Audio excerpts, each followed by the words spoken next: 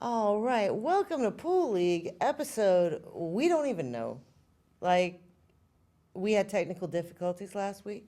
We didn't have any audio, so we're going to do the exact same show with different changes. But And audio. yeah, we have audio this time. So, yes, welcome to Pool League, where we talk about the high strangeness, the weirdness, the anomalous phenomena. So, anything you want to get started with? Anything you wanted to talk No, I about? kind of want to talk about the Kentucky Goblins again because I was into the Kentucky Goblins last Yeah, the week. Kentucky Goblins are very well documented to the extent that were 11 witnesses. Okay, Billy Ray Taylor. That is the most country name I've ever heard. So Billy Ray Taylor was visiting with friends and family with his wife in a cabin in the woods in Kentucky, and he went out to a well to get water, and they saw this round metallic object fall from the sky and crash in the woods like maybe a half a mile away. So he runs in the house and tells everybody what they saw, and they're all laughing at him, right? And but he's like, look, tells his friend Lucky, you need to come out there with me. So they go back to the well. They hear a snapping branch, and they see this little goblin-like creature glowing and just levitating, just like straight for him. So they freaked out. They small humanoid figure, short legs, long thin arms, and large round eyes, had pointy ears, appeared to be floating. Two men ran back to the house. They told the others there's something strange in the woods. They grabbed guns. Now, when they shot these things, it sounded like it hit like metal object, like a metal can or something. And then they just run back into the woods. And No, little goblins. they did, but from the story, it was like they thought they went to the human petting zoo. They were like really no fear of people. Said last week it reminded me of Critters, Yeah, the movie Critters. yeah. So Billy Ray stood on the front porch with a gun, and a hand came down from the roof. This little critter just goes on his head.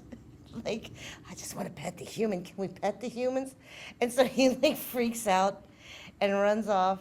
And then Lucky comes out with a gun and shoots the thing, and it's like ding, like the metal can. It ran off. But then they heard the children screaming. These little critters are in the window. Look, it's the babies. Like, we'd go to a zoo and be like, oh, that baby seal is so cute. These are like, oh, look, the younglings. Freaking the kids out, chirping at the window, tapping at the window like you would do a fishbowl, just like tink, tink, tink. What are they? And so there's so many bullet holes in the house. In fact, when the police came later, that was the thing. They were really like, there's like 30 bullet holes in this house. These people We were trying to get them. saw something. These strange, they were terrorized by these little critters for like 2 hours. And then they went to the police department. The police came and checked it out. And a lot of stories will tell you the police found evidence. There was no evidence except some viscous goo. Like, there was a little puddle of, I don't know, maybe it did hit it and it was like it's blood or something, but it was like, Maybe it peed. it pooped. Yeah, It was so scared it pooped. just it viscous goo. The viscous goo. That's what it did. And so the whole family told the police the exact same story. There was like no deviation.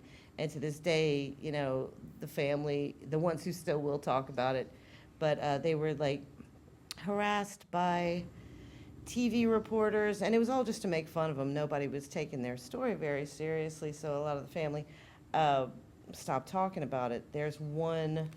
Now it's just an urban tale. Yeah, Geraldine Sutton Smith is the last remaining member to still talk about it, but that they, do you know that E.T. was inspired by that incident? Did I tell you that last time? I don't remember you saying that. Yeah, I was like, well, E.T. was so wholesome and cute compared to what these people went through. I mean, E.T. wasn't trying to pet him and Gremlins shit. might have been, Oh, Gremlins. I could see how that like, would be. maybe Gremlins would have been inspired by that, but Yeah. I mean, I wonder what happens if you feed them after midnight or you get them wet, Well, they'd rust.